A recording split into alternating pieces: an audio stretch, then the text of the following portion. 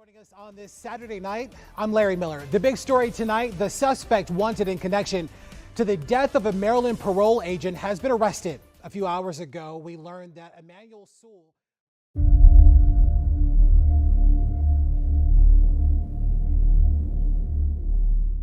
Hello.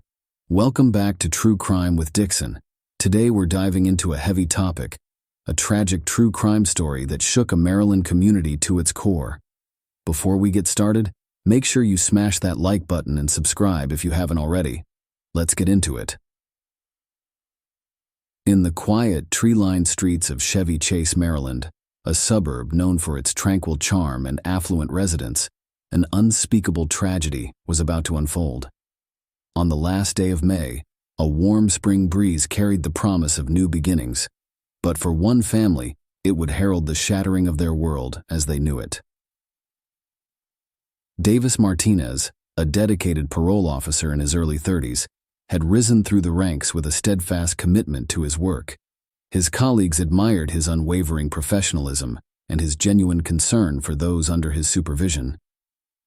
On that fateful morning, Martinez set out to conduct a routine address verification on Emmanuel Edward Sewell, a 54-year-old parolee with a troubled past. Little did Martinez know that this seemingly mundane task would be his last. As the morning sun climbed higher in the sky, casting its golden rays over the well-manicured lawns of Chevy Chase, Martinez arrived at Sewell's residence on Terrace Drive. He had no inkling of the darkness that lurked behind the door he was about to knock on. Sewell, a man haunted by the demons of his past, had once been convicted of a brutal sexual assault that landed him a 40-year sentence. After serving 24 years, he found himself released on parole in 2021, a shadow of his former self, consumed by bitterness and resentment.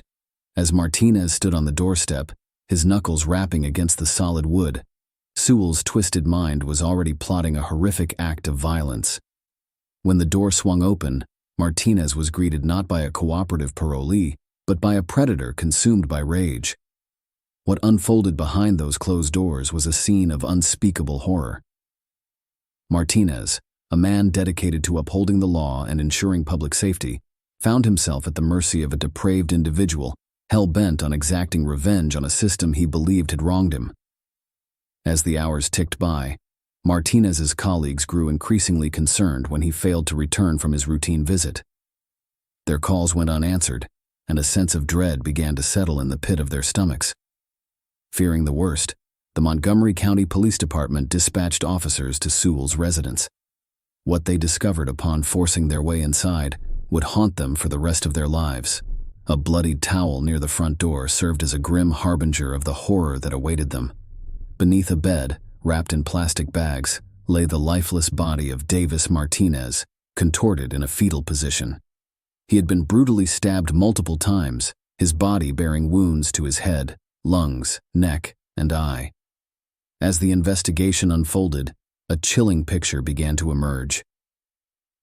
A neighborhood witness recounted seeing Sewell leave his house and make suspicious trips to nearby dumpsters, where Martinez's cell phone was later found pinging. It was as if Sewell had meticulously planned not only the murder, but also the disposal of evidence. In a desperate attempt to evade justice, Sewell had fled the scene, but his efforts were futile. The long arm of the law caught up with him the following day on Interstate 64 in West Virginia, where he was apprehended by a U.S. Marshals task force. As the news of Davis Martinez's brutal murder spread through the close-knit community of Chevy Chase, a pall of grief and disbelief hung heavy in the air. A dedicated public servant, cut down in the prime of his life, had paid the ultimate price for simply doing his job. In the wake of this tragedy, difficult questions arose about the measures in place to protect those tasked with monitoring parolees and ensuring public safety. The union representing state parole and probation agents called for the firing of the Secretary of Public Safety and Correctional Services, asserting that Martinez's death could have been prevented. As the legal proceedings against Emmanuel Edward Sewell unfolded, the community sought solace in the knowledge that justice would be served. However, the emotional scars left by this senseless act of violence would linger, a stark reminder of the dangers faced by those who put their lives on the line to uphold the law and protect society. In the quiet moments, as the sun set over Chevy Chase, the memory of Davis Martinez would live on, a beacon of hope and resilience in the face of darkness, inspiring others to carry on his legacy of service and unwavering commitment to the greater good. This heartbreaking case raises so many troubling questions about public safety and protecting those who serve to uphold the law. What measures do you think should be put in place to better safeguard parole officers and others in these high-risk roles? How can we prevent senseless acts of violence like this from happening in the future? Leave your thoughts and perspectives down in the comments below. Thank you for watching.